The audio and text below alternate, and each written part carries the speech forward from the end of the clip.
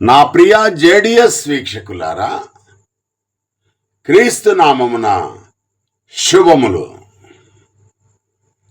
ఈ రోజున ఒక ఆలోచింపజేసే వాక్య సందేశం. అదేమిటంటే, సాతానుడు ఉన్నాడా? సాతానుడు ఉన్నాడా? పరిశీలన.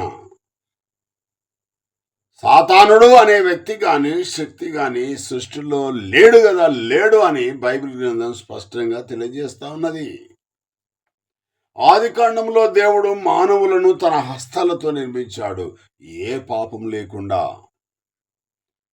పాపం అంటే ఆజ్ఞను వ్యతిరేకించడమే, దేవుని యొక్క ఆజ్ఞను వ్యతిరేకించడమే పాపం. దానివల్లనే మరణము, ఆధ్యాత్మిక మరణము. పండు తినొద్దు అన్నాడు సృష్టికర్త. పాము మాట్లాడింది హవ్వతో.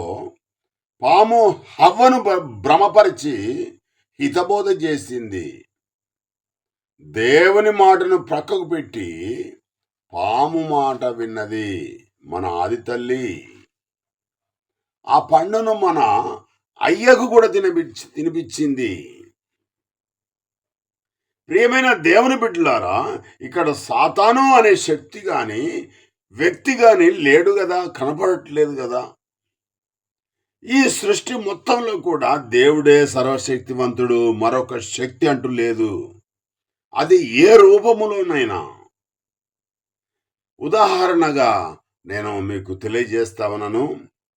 నీవు వ్యభిచారం చేస్తున్నావు, నీవు మత్తుకు బానిసైనావు, నీవు లంచాలు తీసుకుంటున్నావు, నువ్వు దొంగతనం చేస్తున్నావు, నువ్వు సుఖభోగాలు అనుభవిస్తున్నావు, శరీర కార్యాలన్నీ కూడా చేస్తున్నావు.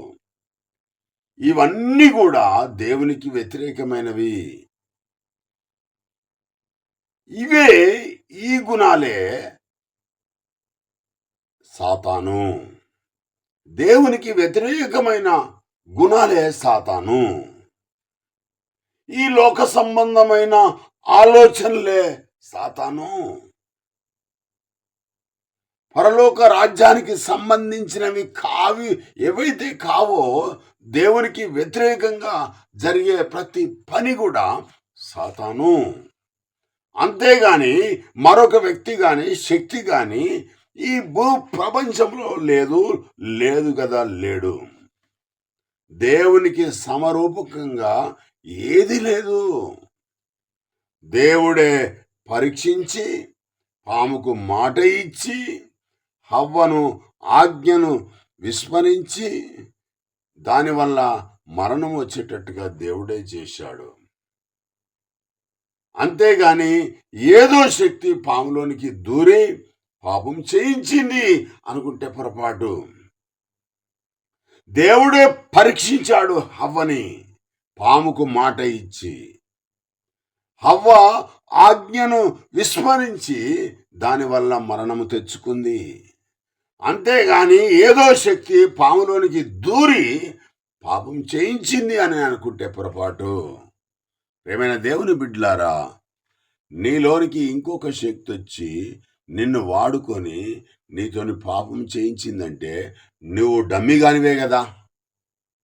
నీ లోపల ఉన్న హార్మోన్స్ విడుదల కావడం ద్వారా, నీ లోపల ఉన్న చెడ్డ తలంపులన్నింటినీ కూడా నీకు నువ్వే అనుభవించుకొని, సుఖంగా అనుభవించుకొని దేవునికి వ్యతిరేకంగా ప్రవర్తిస్తున్నావు.